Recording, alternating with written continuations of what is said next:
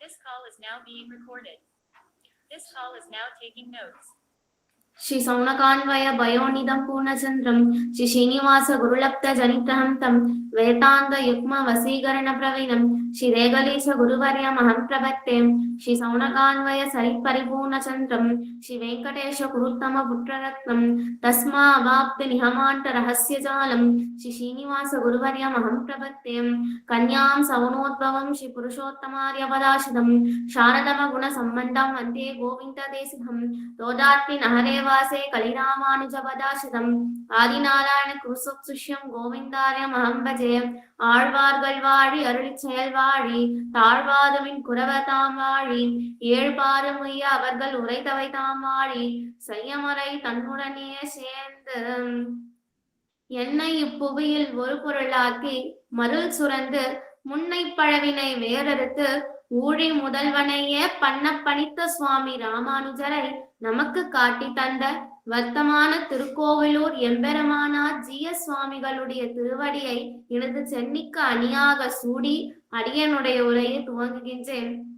மேலும் அடியனுக்கு இந்த உபன்யாசம் நிகழ்த்தக்கூடிய வாய்ப்பளித்த இந்த குழுவுக்கு அடியனுடைய கிருதக்னியை தெரிவித்துக் கொள்கின்றேன். ஸ்ரீயப்பதியான் ஸ்ரீ வைகுண்ட நிவாசியான எம்பெருமான் தன்னுடைய நிற்கியதுக்கு கிருபையினாலே காரணமே இல்லாத கருணையினாலே இந்த உலோகத்திலே பற்பல அவதாரங்களை நிகழ்த்தினார். மீனோடு ஆமை கேழல் ஹரிக்குரலாய் உண்ணுமி ராமனாய் தானாய் பின்னிமி ராமனாய் தாமோதரனாய் கல்கியும் ஆனான் என்கின்றபடி பகவானான ஸ்ரீமன் நாராயணன் இந்த பூலோகத்திலே பற்பல அவதாரங்களை நிகழ்த்தினாலும் இந்த 10 அவதாரங்களையே நம்முடைய முன்னோர்கள் அற்புதமாக கொண்டாடுவர். மேலும் பகவானுடைய இந்த அத்துணை அவதாரங்களும் எதற்காக என்றால் சாதுவே வடிவான தன்னுடைய பக்தர்களை ரட்சிப்பதற்காகத்தான்.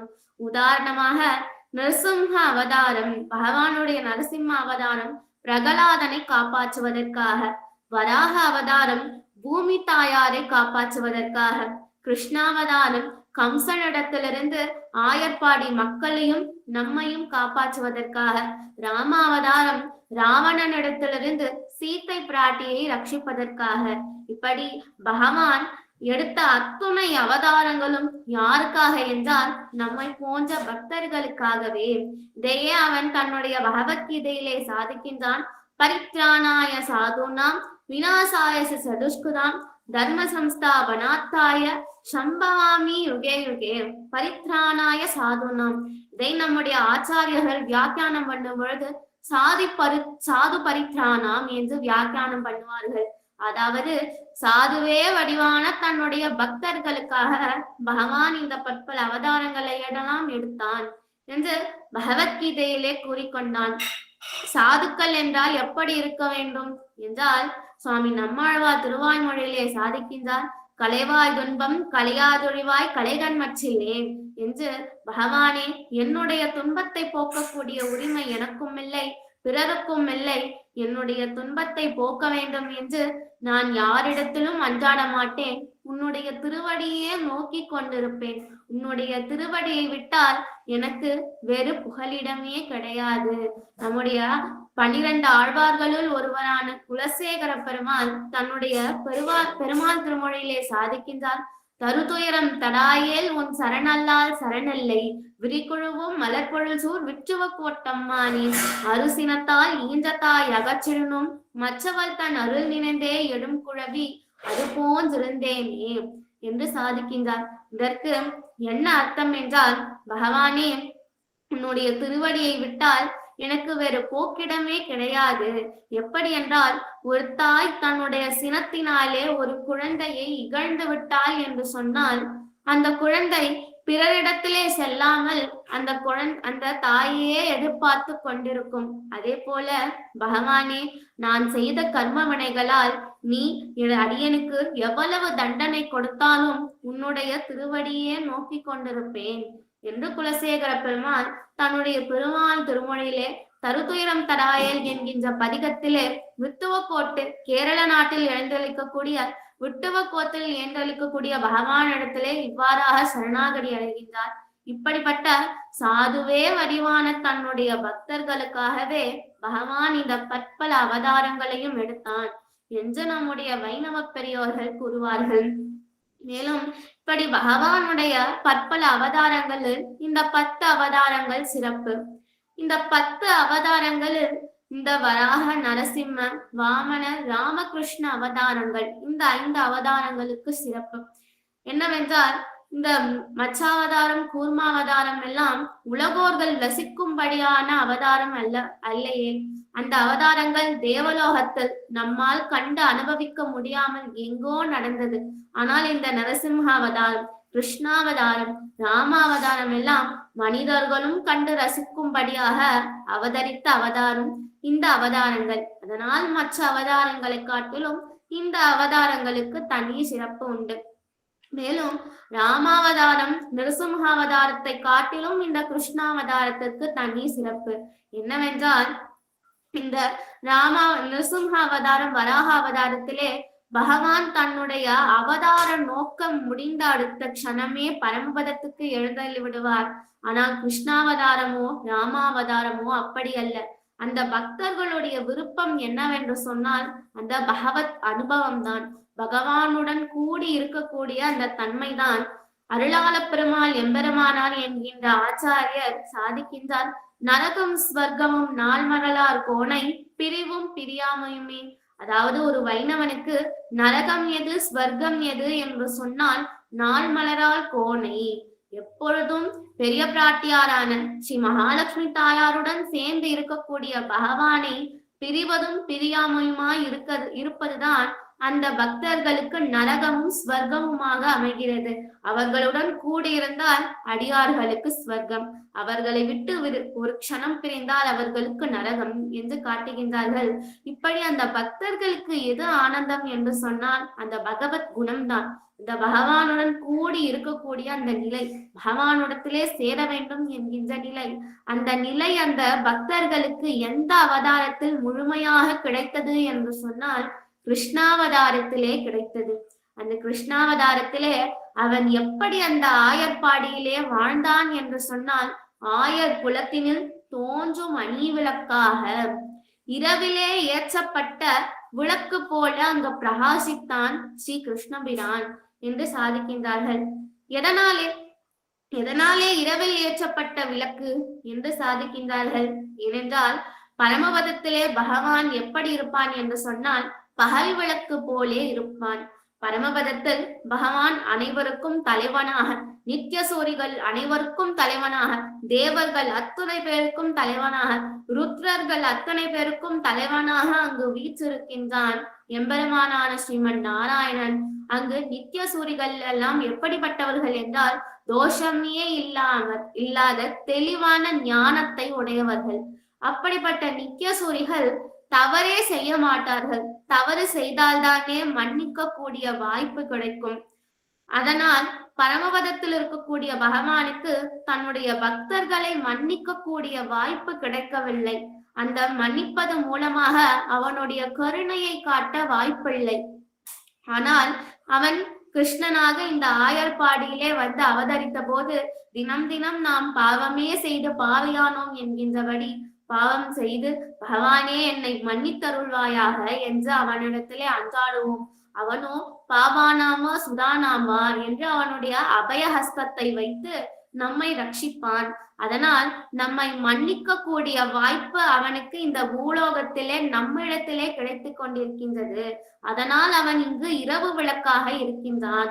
ஒரு விளக்கு பகலிலே ஏற்றப்பட்டால் அந்த விளக்குக்கு பயனில்லை.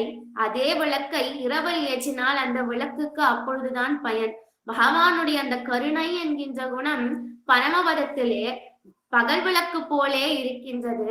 மேலும் அவனுடைய அந்த கருணை என்கின்ற குணம் இந்த பூலோகத்திலே இரவு விளக்கு போலே இருக்கின்றது. ஏனென்றால் நம்மை போன்ற சம்சாரிகளுக்காகவே திருமலையிலே எழுந்தளிக்கக்கூடிய, திருப்பதியில் எழுந்தளிக்கக்கூடிய திருவேங்கடமுடையானுக்கு ஒரு அற்புதமான ஸ்லோகம். ஸ்ரீவைகுண்ட விரத்யாய சுவாமி புஷ்கரணி த்வரே த்வரே ரமமானாய வெங்கடேஷாய மங்களம். அதாவது விரக்தி என்று சொன்னால் வெறுத்து ஒதுக்குதல் என்ற அர்த்தம். அந்த பகவானுக்கு வைகுண்டத்தில் இருக்கக்கூடிய நித்திய சூரிகளை பார்த்து பார்த்து அவனுக்கு சலித்து விட்டது. அதனால் ஸ்ரீ வைகுண்ட விரக்தியாய, அந்த வைகுண்டத்தில் இருக்கக்கூடிய வாழ்வு விரக்தி அடைந்து போய் ரமமானாய வெங்கடேஷாய மங்களம் ஸ்ரீ சுவாமி புஷ்கரணி படே என்கின்றபடியே திருமலையிலே குளிர்ந்த நீருடைய ஸ்ரீ சுவாமி புஷ்கரணிக்கு அருகிலே வெங்கடாச்சலபதியாக நின்று கொண்டிருக்கின்றான். கலியுகத்திலே நம்மை போன்ற பாவிகளை ரட்சிப்பதற்காக பகவான் அந்த திருமலையில் வீற்றிருக்கின்றான் என்ற ஸ்லோகம். இப்படி பகவானுடைய அந்த கல்யாண குணம் கிருஷ்ணாவதாரத்தில் தான் பரிபூர்ணமாக பிரகாசித்தது. பகவானான ஸ்ரீமன் நாராயணனுக்கு 9 விதமான நவவிதமான கல்யாண குணங்கள் இருக்கின்றது என்று நமது வைணவ பெரியோர்கள் கூறுவார்கள். அதிலே சௌசீல்யம் என்கின்ற குணம் இந்த கிருஷ்ணாவதாரத்திலே பிரகாசித்தது. சௌலக்கியம் என்று சொன்னால் உயர்ந்தவன் தாழ்ந்தவனோடு கலந்து பழகுதல். சௌசீல்யம் என்று சொன்னால் உயர்ந்தவன் தாழ்ந்தவனாகவே மாறி அவர்களிடத்தில் கலந்து பழகுதல். ராமாயணத்தில் ராமர் குகனோடு 5வரானும் 3 பின்குன்று சூழ்வான் மகனோடு 6வரானும் எம்முழை அன்பின் வந்த அகனவர் காதலைய நின்னோடு 7வரானும் புகழருங்கானம் தந்து புதல்வரால் பொழிந்தான் நுந்தை.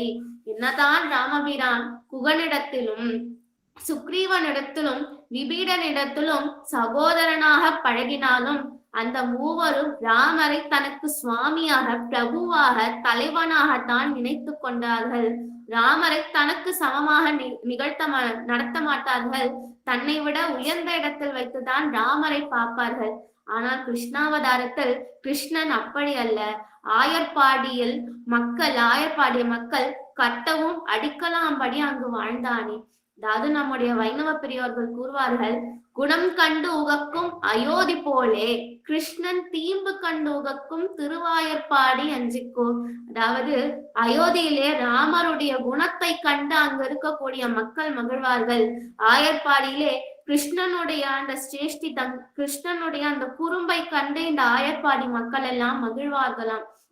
இப்படி அந்த கிருஷ்ணாவதாரத்தில் அந்த கிருஷ்ணனுடைய பகவானுடைய அந்த கல்யாண குணம் பரிபூர்ணமாக பிரகாசித்தது. அந்த குணத்தை ஆயர்பாடியில் இருக்கக்கூடிய கோபியர்கள் என்னதான் சிறப்பாக அனுபவித்தாலும் அதை காட்டிலும் அவனுடைய லீலை என்கின்ற குணத்தை முழுமையாக அனுபவித்தது யார் என்று சொன்னால் யசோதை தாய் ஒருவரே. அதாவது குலசேகர பெருமாள் தன்னை தேவகியாக பாவித்துக் கொண்டு பாடுகின்றார். மருவும் நின் தரு வாயிடை சேர்த்து அசைதர வாயிடை முத்தம் தருதலும் உன் தன் தாதையை போலும் வடிவு கண்டு உள்ளமுள் குளிர விரலை சென்று வாயிடை சேர்த்து வெகுளியாய் நின்றிருக்கும் அவ்வுரை திருவேன் ஒன்றும் பெற்றில்லேன் எல்லாம் தெய்வனங்க யசோதை பெற்றாலே. அதாவது குலசேகராழ்வார் தன்னை தேவகியாக பாவித்துக் கொள்கின்றார். யசோதையை பார்த்து புலம்புவதாக இந்த பாசுரம் அமைந்துள்ளது. அதாவது தேவகியாக இருந்து கிருஷ்ணனை நோக்கி பாடுகின்றார்.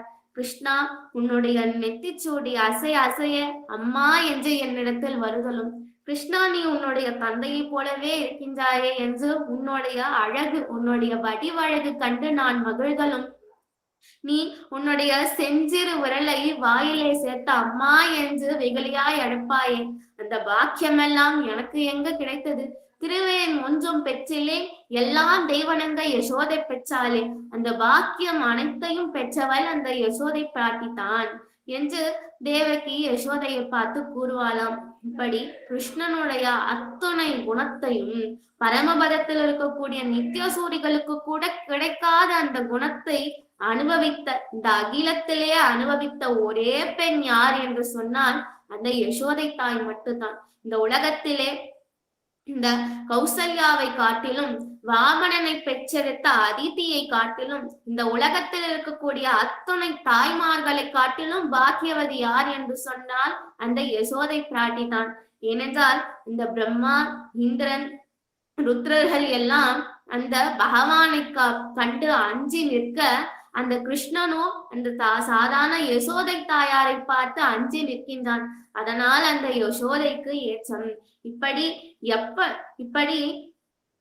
இப்படியெல்லாம் யசோதை பிராட்டி அந்த கிருஷ்ணனை அனுபவித்தார். எப்படி யசோதை பிராட்டி கிருஷ்ணனை அனுபவித்தாரோ அதே போல நம்முடைய வைஷ்ணவ சம்பிரதாயத்தில் பெரியாழ்வாரும் அந்த கிருஷ்ணனை அனுபவித்தாள். எப்படி என்று சொன்னால், பெரியாழ்வார் தானான தன்மையிலே கிருஷ்ணனை அனுபவிக்கவில்லை, தன்னை யசோதையாக பாவித்துக் கொண்டு கிருஷ்ணனை பாடுகின்றார்.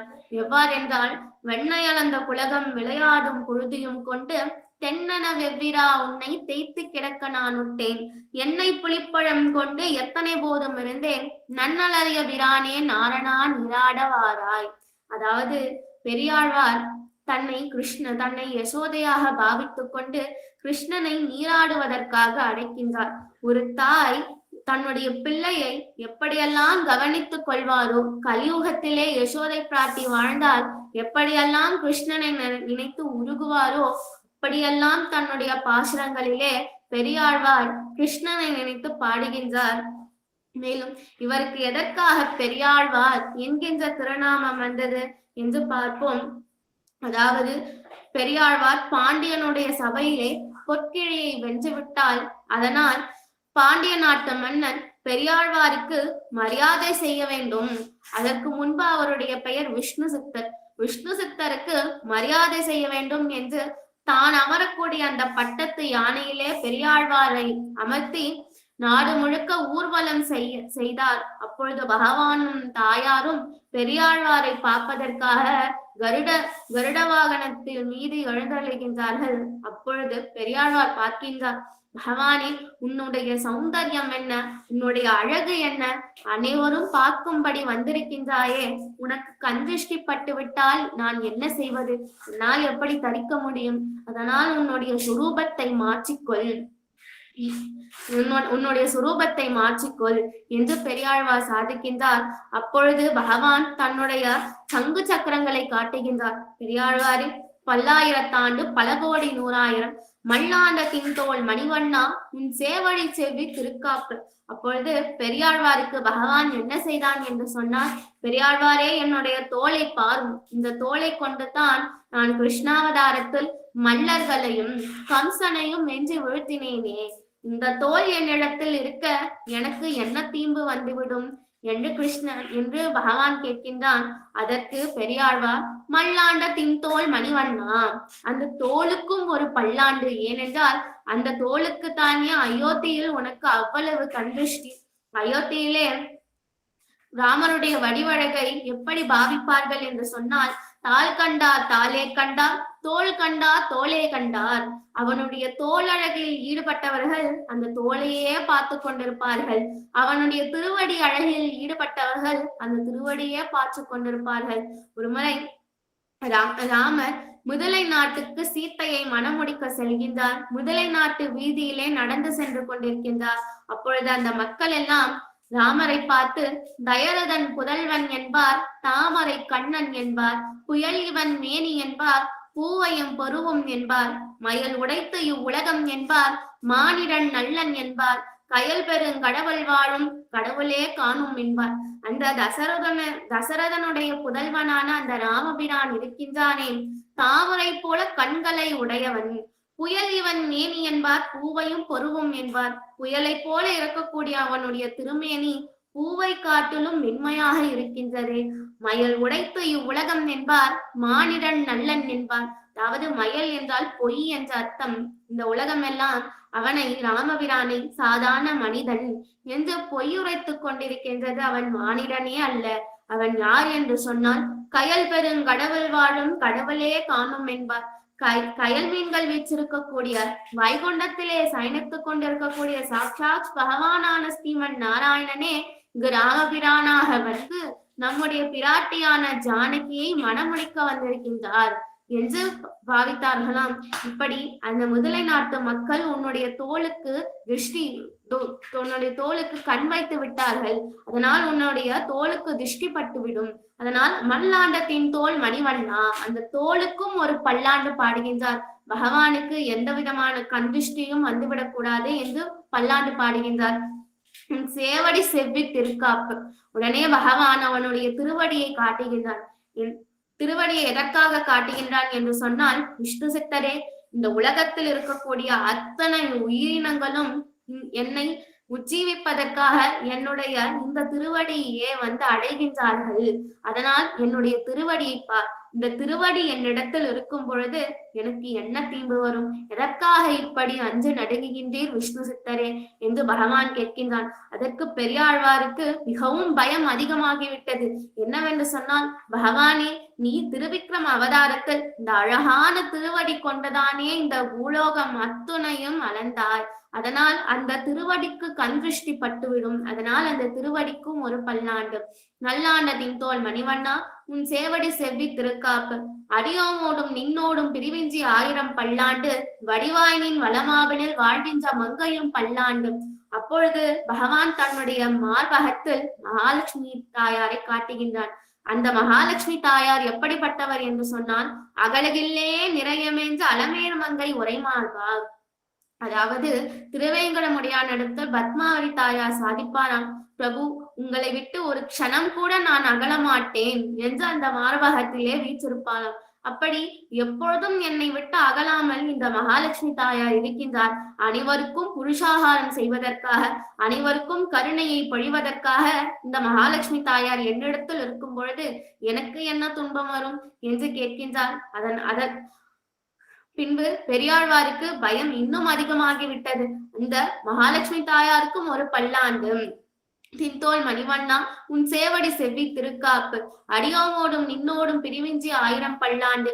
வடிவாயினின் வளமாவெனில் வாழ்கின்ற மங்கையும் பல்லாண்டு. வடிவாச்சோதி வளத்துறையும் சுடராழியும் பல்லாண்டு. படைவோர் புக்கு முழங்கும் அப்பாஞ்ச சன்யமும் பல்லாண்டே. அப்பொழுது பகவான் தன்னுடைய சங்கு சக்கரங்களை காட்டுகின்றான். இந்த சங்கு சக்கரங்களை வைத்துதான் நான் கிருஷ்ணாவதாரத்தில் அத்தனை அரக்கர்களையும் வென்று வீழ்த்தினேன். அதனால் நீ என்னை பார்த்து பயப்படாதே, எனக்கு எந்த விதமான துன்பமும் வராது என்று பகவான் கூறினானாம். அதற்கு பெரியாழ்வாரோ, அந்த சங்கு சக்கரத்திற்கும் ஒரு பல்லாண்டு என்று அவனுடைய அழகை பார்த்து இந்த பெரியாழ்வார் அஞ்சு நடுங்குகின்றார். இப்படிப்பட்ட போகத்தை இந்த பெரியாழ்வார் அனுபவித்தார். அதாவது நம்முடைய ஆச்சாரியர்கள் ஒரு ஆச்சரியமான வியாக்கியானத்தை இந்த இடத்திலே காட்டுகின்றார்கள். அதாவது, காலாதீனமான வஸ்து கால சாம்ராஜ்யம் பண்ணும் தேசத்திலே சந்நிகிதமாகவதே. காலத்திற்கு கட்டுப்படாத பகவானான ஸ்ரீமன் நாராயணன் கால சாம்ராஜ்யம், காலமாட்சி செய்யக்கூடிய இந்த கலியுகத்திலே அனைவரும் காணும்படியாக வந்திருக்கின்றானே என்று பயப்படுகின்றார். மேலும் பகவான் தானே அனைவருக்கும் தலைவன். பகவான் தானே நம்மை காப்பாற்ற வேண்டும், நாம் அவனை காப்பாற்ற கூடாது. ஆனால் இங்கு பெரியாழ்வார் நாம் பகவானுக்கு ரக்ஷக பூதன், அவன் நமக்கு ரக்ஷகன் என்று மாற்றி யோசித்து விட்டார். அதாவது, நாம் தான் பகவானை காப்பாற்ற வேண்டும், அவன் நம்மால் காப்பாற்றப்படுபவனாக இருக்கின்றான் என்று தன்னுடைய சேஷசேஷி பாவத்தையே மாற்றி அவருக்கு பல்லாண்டு பாடுகின்றார் என்று நம்முடைய வைணவ பெரியோர்கள் காட்டுவார்கள். இப்படிப்பட்ட போகத்தை அனுபவித்தவர் யார் என்றால் புதுவையர் கோனான இந்த பெரியாழ்வார். அதாவது, இந்த உலகத்திலே யசோதை பிராட்டி அனுபவித்த அந்த கிருஷ்ணன் என்கின்ற போகத்தை யசோதை பிராட்டியாருக்கு அடுத்தபடியாக இந்த உலகத்திலே அனுபவித்தது யார் என்று சொன்னால் பெரியாழ்வார் தான். நம்முடைய தலைப்பே போகத்தில் வழுவாத புதுவையர்கோன் கோதை. படி பகவத் போகத்தை ஒரு க்ஷணம் கூட வழுவாமல் இருக்கக்கூடிய, புதுவையில் ஸ்ரீவில்லிபுத்தூரில் வீற்றிருக்கக்கூடிய பெரியாழ்வாருடைய கோதை, பெரியாழ்வாருடைய ஆண்டாள் என்று தன்னை நாச்சியார் திருமொழியிலே ஆண்டாள் தாயார் சாதித்துக் கொள்கின்றார். நம்முடைய வைஷ்ணவ சம்பிரதாயத்தில் ஆழ்வார்கள் தன்னுடைய பாசங்களில் தன்னை அறிமுகம் செய்து கொள்ளும் பொழுது வன்குருகு சடகோபன் என்று சுவாமி நம்மாழ்வார் தன்னை அறிமுகம் செய்து கொள்வார்.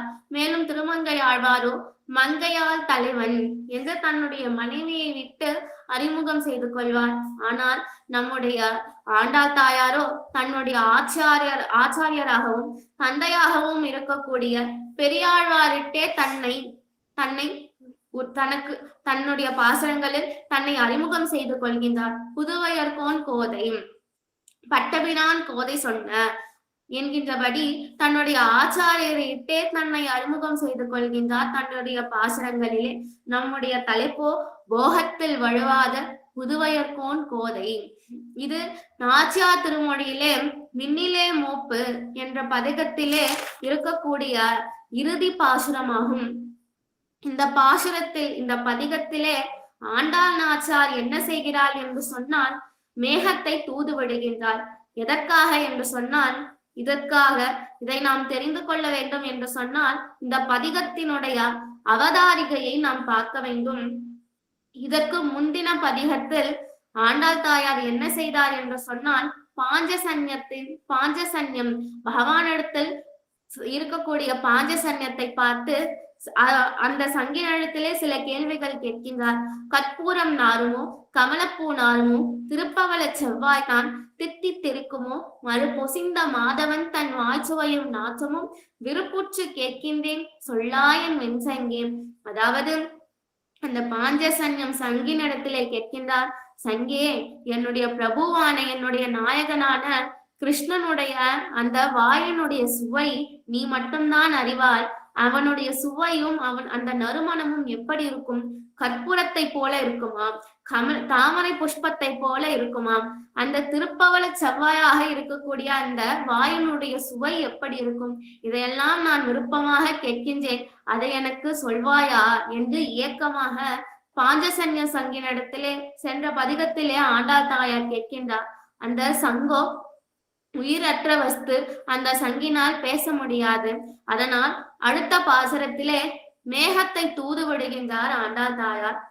நம்முடைய சங்க இலக்கியத்திலே தலைவன் தலைவியை விட்டு பிரிந்து மழை காலத்துக்குள் நான் உன்னை வந்து அடைகின்றேன் என்று தலைவன் தலைவிக்கு வாக்களித்து விட்டு செல்வார். இதை நாம் முல்லைப்பாட்டிலே காணலாம். சிறுதாம்பு தொடுத்த பசலை கயிற்றின் உருதுயர் அலமரல் நோக்கி ஆய்மகள் நடுங்க சுவல் அசைந்த கையல் கொடுங்கோல் கோவரல் பின்னின்று உய்தர இன்னே வருகுவர் தாயர் என்போல் நன்மொழி கேட்டனம் என்று தமிழ் சங்க இலக்கியத்திலே முல்லைப்பாடலில் ஒரு பாசுரம். அதாவது தலைவன் என்னை விட்டு பிரிந்து விட்டான், மழைக்காலம் வருவதற்கு முன்பாக நான் உன்னிடத்திலே வந்து விடுகின்றேன் என்று போருக்கு சென்று விட்டான். அவன் மீண்டும் என்னை தேடி வரவில்லையே, மழைக்காலமும் வந்து விட்டது என்ற வருத்தத்தினாலே தலைவி இவ்வாறாக பாடுகின்றார். இதே நிலைதான் நம்முடைய ஆண்டாள் நாச்சியாருக்கும் சங்காழ்வாராக, அதாவது பாஞ்சசன்யத்தினால் பேச முடியாது, சங்காழ்வாரால் பேச முடியாது. அதனால் மேகத்தை தூது விடுகின்றார். யாரிடத்திலே தூது விடுகின்றார் என்று சொன்னால், திருமலையிலே எழுந்தளிக்கக்கூடிய திருவேங்கடமுடியான இடத்தில் தூது விடுகின்றார் ஆண்டாள் தாயார்.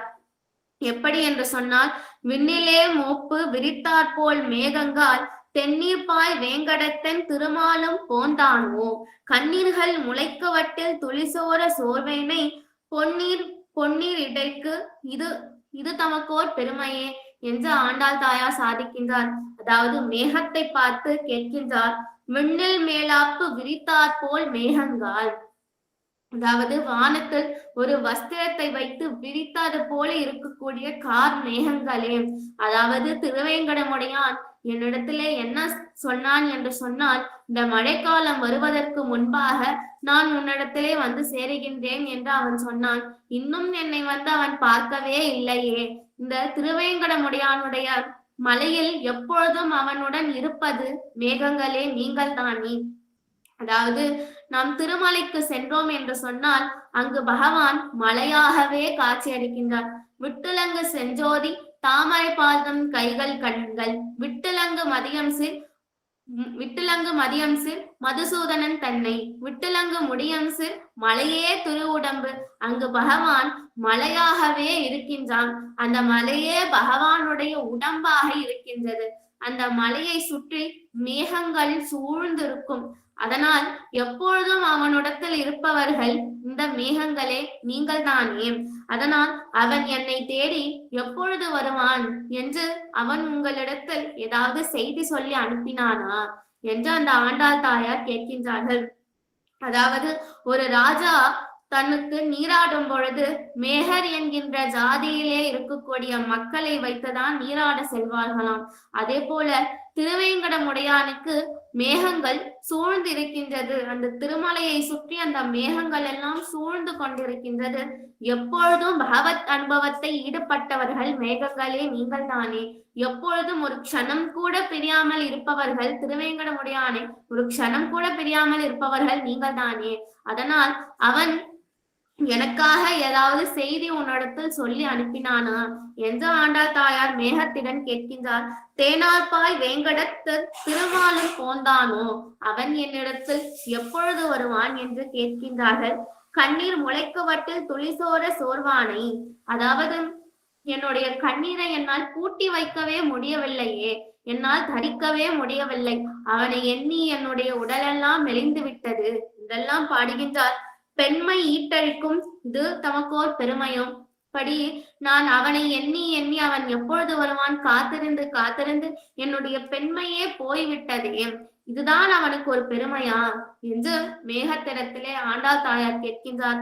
மேலும் தன்னுடைய 5வது பாசனத்திலே வான் கொண்டு கிளந்தெழுந்த மாமுகில்கால் வேங்கடத்து தேன் கொண்ட மலசிதறி பொழிவீர்கள் ஊன் கொண்ட வல்லுகிறாள் இரண்யன் உடலிறந்தான் தான் கொண்ட சரிவரைகள் தருமாகில் சாட்டுமினே.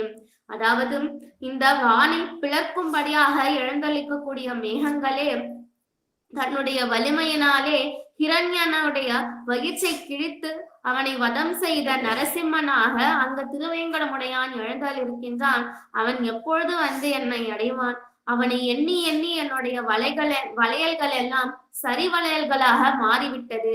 எனக்கு பசலை நோய் வந்து என்னுடைய உடல் எல்லாம் வெளுத்து விட்டது என்றெல்லாம் பாடுகின்றார். தன்னுடைய இந்த பதிகத்தினுடைய இறுதி பாசுரத்திலே நாகத்தின் நனையானை நன்னுதலால் நயந்தூர் செய் மேகத்தை வேங்கடக்கோன் விடுத்தூதல் விண்ணப்பம் போகத்தில் வழுவாத புதுவையர்கோன் கோதை தமிழ் ஆகத்து வைத்து உரைப்பார் அவரடியார் ஆகுவாரே. அதாவது இந்த பதிகத்தை சேவிப்பதனால் நமக்கு ஏற்படக்கூடிய பயனை இந்த பாசுரத்திலே சாதிக்கின்றார். அதாவது நாகத்தின் நனையானே எப்பொழுதும் ஆதிசேஷன் மீது சயனித்துக் கொண்டிருக்கக்கூடிய ஸ்ரீமன் நாராயணன் நன்னுதலால் நயந்துரை செய்யும். அதாவது ஆதிசேஷனை பார்த்து பகவானுடைய முகம் ஜொலிக்கின்றது. பகவானுடைய முகத்தை கண்டு ஆண்டாளுடைய முகம் ஜொலிக்கின்றதாம். இப்படி பிரகாசமான திருமுகத்தை உடையவனான நான் மேகத்தை வேங்கடங்கோன் விடுத்தூதில் விண்ணப்பம், நான் மேகத்தை திருவேங்கடமுடையானுக்கு தூது விட்டேன் அல்லவா.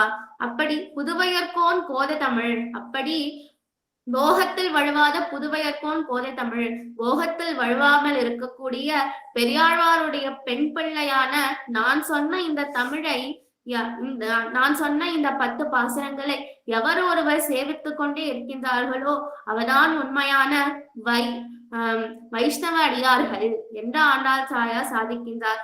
அதாவது இந்த இடத்திலே திருவேங்கடமுடையான் நின்ற திருக்கோலத்தில் தானே இருப்பான். எதற்காக இவர் சயன திருக்கோலத்தை காட்டுகின்றார்கள்? நாகத்தனையானை ஆதிசேஷன் மீது சயனித்திருக்கின்றான் என்று எதற்காக இவர்கள் கூறினார்கள் என்று சொன்னால், ஆண்டாள் தாயாருக்காக காத்திருந்து ஆனால் நிற்க முடியாமல் தன்னுடைய உடலில் இருக்கக்கூடிய சக்தி எல்லாம் போய் அவனுக்கு சோர்வாகி ஆதிசேஷன் மீது சயனித்துக் கொண்டானாம். மேலும் பொலிவாக முகத்தில் பொலிவான ஒளியை உடையக்கூடிய அந்த ஆண்டாள் நாச்சியார் மேகத்தை தூது விட்டாள். இது நாம் ராமாயணத்திலே காணலாம். ராமாயணத்திலே திருவடி ஆஞ்சநேய சுவாமி சீதைக்காக தூது போனான். எப்படி என்று சொன்னால், அந்த பாக்கியம் அந்த ஹனுமான் ஒருவனுக்கே கிடைத்தது. ஆனால் சீதைக்காக பகவானிடத்தில் தூது போகக்கூடிய பாக்கியம் ஹனுமான் ஆஞ்சநேய சுவாமிக்கு மட்டும்தான் கிடைத்தது. ஆனால் நம்முடைய ஆண்டாளால் அத்துணை மேகங்களுக்கும் அந்த பாக்கியம் கிடைத்தது. தாயாருக்காக பகவானிடத்தில் தூது செல்லக்கூடிய பாக்கியம் இந்த அத்துணை மேகங்களுக்கும் கிடைத்தது. அந்த விஷயத்தை நம்முடைய வியாக்கியான சக்கரவர்த்தியான சுவாமி பெரியவாச்சான் பிள்ளை சாதிக்கின்றார். மேகத்தை வேங்கடங்கோன் விடுத்தூதில் விண்ணப்பம் போகத்தில் வழுவாத புதுவையர்கோன் கோதை. இதுவே நம்முடைய தலைப்பு. அதாவது போகத்தில் வழுவாமல் இருக்கக்கூடிய எப்படிப்பட்ட போகம் என்று சொன்னால் பகவத் குணம் என்கின்ற போகம். பகவானுடைய குணம் பகவானுடைய அழகு என்கின்ற குணம். அதாவது அந்த பெரியாழ்வார் பகவானை எப்படி அனுபவித்தார்கள் என்று சொன்னால், நம்மை போன்ற சாமானியர்கள் பகவானை பார்த்தால் எனக்கு பொன் பொருள் வேண்டும் என்று கேட்போம். ஆழ்வார்களும் ஆச்சாரியர்களும் பகவானை பார்த்தால், பகவானே நீ எவ்வளவு அழகாய் இருக்கின்றாய் என்று அவனை பார்த்து அவனை கண்டு மயங்கி விழுந்து விடுவார்கள். பச்சைமா மலை போல் மேனி பவளவாய் கமலச் செங்கண் அச்சுதா அமரரேரே ஆயத்தம் கொழுந்தே என்னும் இச்சுவை தவிர யான் போய் இந்திரலோகமாலும் அச்சுவை பெறினும் வேண்டேன் அரங்கமா நகருளானே என்றும், குடதிசை முடியை வைத்து குணதிசை பாதம் நீட்டி வடதிசை பின்பு காட்டி தென் திசை இலங்கை நோக்கி கடல் நிற கடவுளந்தை அரவணை துயிலமா கண்டு உடலெனக்கு உருகுமாலோ என் செய்தேன் உலகத்தீரே என்று தொண்டரடிப்படி ஆழ்வார் அந்த பெரிய பெருமாளை பார்த்து கேட்கின்றார். அதாவது தெற்கு கிழக்கு திசையிலே சைனித்துக் கொண்டிருக்கக்கூடியவனான நீ மேலும் வடக்கு திசையை பின்பு காட்டி சைனித்துக் கொண்டிருக்கின்றார். நீ இலங்கையை நோக்கி முன்புறமாக சைனித்துக் கொண்டிருக்கின்றார்.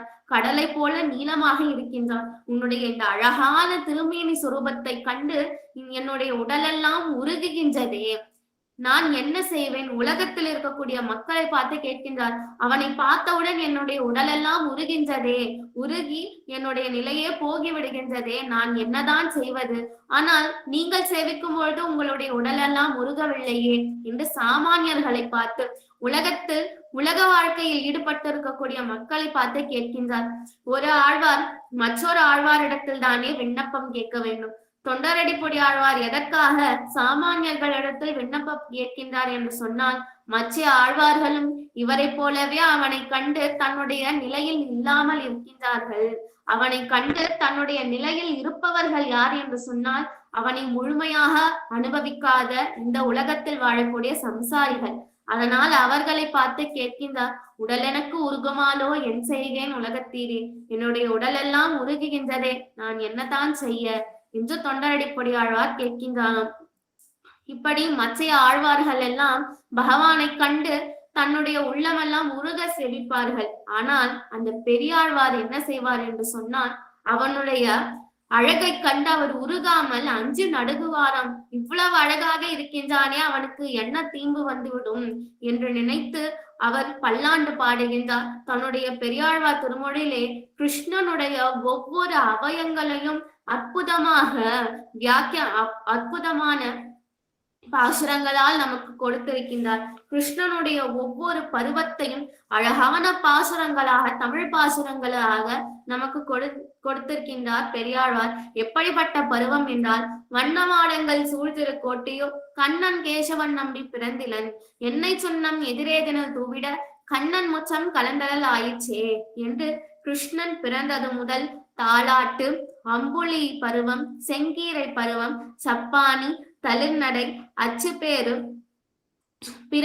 பிரம்பால் தாக்குதல், அப்பூச்சி காட்டுதல், முளையுண்ணல், காது குத்தல், நீராட்டல், குழல்வாரல், கோல் கொண்டு வா என்று அழைத்தல், பூச்சோட்டல், காப்பிட்டல், பாலக்கீரை படுவன், அம்மான் தாரோ என்னல், கஞ்சின் பின் போகாதே என்று இரங்கல், வரவு கண்டு மகிழ்தல் என்று இவ்வாறாக அவனுடைய பருவம் அனைத்தையும் தன்னுடைய பெரியாழ்வார் திருமொழியிலே உருக உருக அனுபவித்தவர் யார் என்று சொன்னால் பெரியாழ்வார் தான்.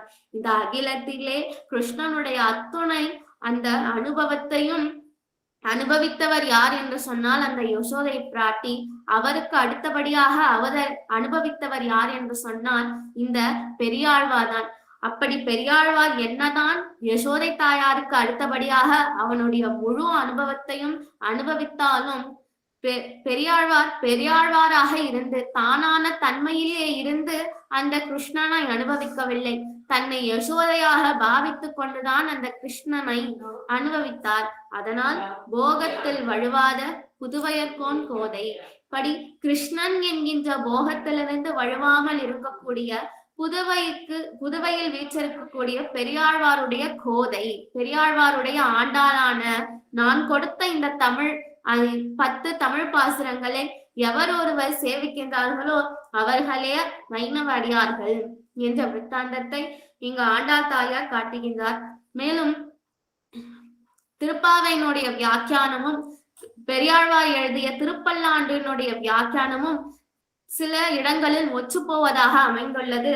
இந்த திருப்பாவை, இந்த ஆண்டாள் நாச்சியார் நமக்காக இந்த திருப்பாவை நமக்காக கொடுத்துள்ளார். இந்த திருப்பாவை எப்படிப்பட்டது என்று சொன்னால், வேதம் அனைத்துக்கும் வித்தாகும் கோத தமிழ். அதாவது யாராலும் எளிதில் கற்க முடியாத அந்த வேதம் அனைத்துக்கும் விதையாக இருப்பது இந்த 30 பாசுரம் கொண்ட இந்த திருப்பாவையே. மேலும் ஐந்தும் அறியாத மானிடரை வையம் சுமப்பது வம்பு. எவன் ஒருவன் இந்த திருப்பாவை 30 பாசுரங்களை சேவிக்காமல் இந்த உலகத்தை விட்டு செல்கின்றானோ அவனை இந்த உலகம் இத்துணை காலமாக வீணாக சுமந்து கொண்டிருக்கின்றது என்ற அர்த்தம். இப்படி ஆண்டாள் தாயார் நமக்காக 30 பாசுரங்களாக திருப்பாவையை கொடுத்துள்ளார். இந்த திருப்பாவை எதற்காக என்று சொன்னால், நாராயணனே நமக்கே பறை தருவான் என்கின்ற ஒரு வார்த்தைக்காகத்தான். அதாவது நம்முடைய ஆச்சாரியர்கள் எல்லாம் மகாபாரதத்தை அனுபவிக்கும் பொழுது வேதத்தினுடைய சாரம் எது என்று சொன்னால் மகாபாரதம். மகாபாரதமே எதற்காக என்றால் அந்த வேதத்திற்காகத்தான். மகாபாரதம் எதற்காக என்று சொன்னால் பகவத்கீதைக்காகத்தான். பகவத்கீதை எதற்காக என்று சொன்னால் சரமஸ்லோகத்திற்காகத்தான். சர்வதர்மான் பரித்யக்ஷ மாம் ஏகம் சரணம் பிரஜ அஹம்பா சர்வபாபேப்யஹ மோக்ஷக்ஷாமி மாசுசஹா என்ற பாசரத்திற்காக தான், என்ற பகவத்கீதை பாசரத்திற்காக தான். இந்த சரமஸ்லோகம் எதற்காக என்று சொன்னால் மாம் ஏகம் சரணம் பிரஜ என்ற ஒரு 2 சொற்களுக்காகத்தான். அதாவது சர்வதர்மான் பரித்யக்ஷ, அதாவது இந்த பகவான் 700 ஸ்லோகத்தை கொடுத்தான். 18 அத்தியாயங்கள் பகவத்கீதைகளாக அர்ஜுனனுக்கு உபதேசிக்கின்றான். அர்ஜுனனுக்கு ஒண்ணுமே புரியவில்லை. இறுதியாக அந்த கிருஷ்ணன் என்ன செய்தான் என்று சொன்னான், அர்ஜுனா, உனக்கு என்னை எளிதில் அடையக்கூடிய ஒரு வழியை காட்டுகின்றேன். அது என்னவென்று சொன்னால் சர்வதர்மான் பரித்யக்ஷ, உன்னுடைய அத்தனை தர்மங்களையும் விட்டுவிடும். மாம் ஏகம் சரணம் பிரஜ, என்னை ஒருவனையே சரணாகதியாக அடைவாயாக. ஹம்பா சர்வபாபேப்யஹ, நான் உன்னுடைய அத்தனை பாவத்தையும் போக்கி விடுகின்றேன். மோக்ஷக்ஷாமி மாசுசகான், உனக்கு மோட்சத்தை அளிக்கின்றேன், பயப்படாதே என்ற அர்த்தம். மாசுசகா, பயப்படாதே என்ற அர்த்தம். நாம் 40 வருடத்திற்கு ஒருமுறை எழுந்தள்ளக்கூடிய அத்திவரதர் சமீபமாக எழுந்தள்ளினான். அவருடைய வரத ஹஸ்தத்திலே மாசுசகா என்கின்ற வார்த்தையை எழுதியிருப்பார்கள். மாசுசகா என்றால் பயப்படாதே என்ற அர்த்தம். அந்த வரத ஹஸ்தம் நேராக அவருடைய திருவடியை காட்டுகின்றது. அந்த திருவடி எதற்காக வரத ஹஸ்தத்தில் தன்னுடைய திருவடியை காட்டுகின்றார் என்று சொன்னால், எவன் ஒருவன் அவனுடைய திருவடியை சரணாகதியாக அடைகின்றானோ அவன் பயப்பட வேண்டிய அவசியம் இல்லை என்ற விருத்தாந்தத்தை காட்டுகின்றார். இப்படி இந்த மகாபாரதமே இந்த சரம ஸ்லோகத்திற்காகத்தான். மேலும் அந்த சரம ஸ்லோகமே எதற்காக என்று சொன்னால், மாம் ஏகம் சரணம் பிரஜ, என்னை ஒருவனையே சரணமாக அடைவாயாக. என்னுடைய திருவடி ஒன்றே உனக்கு பலன், அதுவே உனக்கு இறுதியாக புகலிடமாக இருக்கின்றது என்ற ஒரே வரிக்காகத்தான். இந்த மாமேகம் சரணம் பிரஜ என்கின்ற வரியில் பகவத்கீதையே அடங்கும்.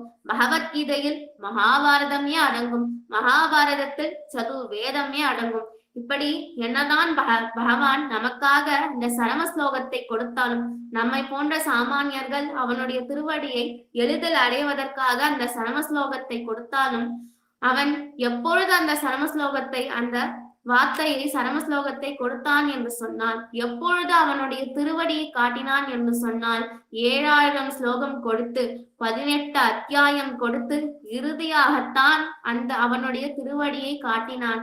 ஆனால் நம்முடைய ஆண்டாள் தாயார் அப்படியல்ல. முதல் பாசுரத்திலே பெருமாளுடைய திருவடியை காட்டுகின்றார்.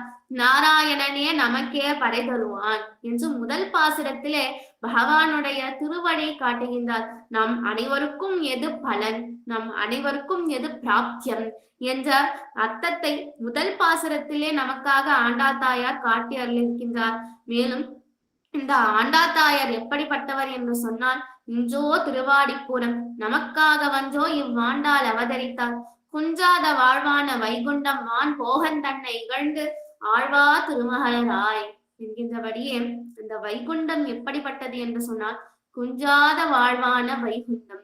எப்பொழுதும் துன்பம் என்கின்ற அர்த்தம் கூட தெரியாமல் இருக்கக்கூடிய வைகுந்தம். அந்த வைகுந்தத்தை விட்டுவிட்டு பாவங்கள் நிறைந்திருக்கக்கூடிய இந்த பூலோகத்திலே பெரியாழ்வாருக்கு பெண் பிள்ளையாக ஆண்டாளாக அவதரித்தார். எதற்காக என்று சொன்னால், நம்மை போன்ற சாமானியர்கள் இந்த திருப்பாவையை பாட வேண்டும் என்பதற்காக. மேலும் இந்த திருப்பாவை எப்படிப்பட்டது என்று சொன்னால், வேதம் அனைத்துக்கும் வித்து பகவான் கொடுத்த, பரமாத்மா கொடுத்த அந்த பகவத்கீதையை காட்டிலும் ஜீவாத்மாவுக்கு தலைவலியாக இருக்கக்கூடிய தாயார் கொடுத்த இந்த திருப்பாவைக்கு தான் ஏற்றம். ஏனென்றால் பகவத்கீதையோ பரமாத்மா கொடுத்தது, சமஸ்கிருதத்திலே அருளினார். மேலும் 7000 ஸ்லோகம் கொண்டது. அதில் அனுஷ்டிக்கக்கூடிய கர்மயோகம், ஞான யோகம், பக்தி யோகம், பின்பு அதை நாம் சர்வதர்மான் பரித்யக்ஷ என்று அவனை அனுபவிப்பது மிகவும் கடினம். ஆனால் இந்த திருப்பாவையோ 30 பாசுரங்களில் எளிய தமிழில் நமக்காக ஆண்டாள் தாயார் எளிமையாக கொடுத்திருக்கின்றார். மேலும் இந்த ஆண்டாள் தாயார் அவதரித்ததே நம்மை போன்ற சாமானியர்களும் பகவானுடைய திருவடியை அடைய வேண்டும் என்பதற்காக. ஆகையினாலே இந்த மார்கழி மாதம் முழுக்க நாம் ஆண்டாளுடைய அழகிலும் குணத்திலும் பகவத் போகத்திலும் ஈடுபடுவோம் என்று சொல்லி வாய்ப்பளித்தமைக்கு நன்றி பாராட்டி விடைபெறுகின்றேன். நன்றி. ஆழ்வார் எம்பெருமானா ஜிய திருவடிகளே சரணம். திருக்கோவிலூர் எம்பெருமானா ஜிய திருவடிகளே சரணம். கோவிந்தாச்சாரின் திருவடிகளே சரணம்.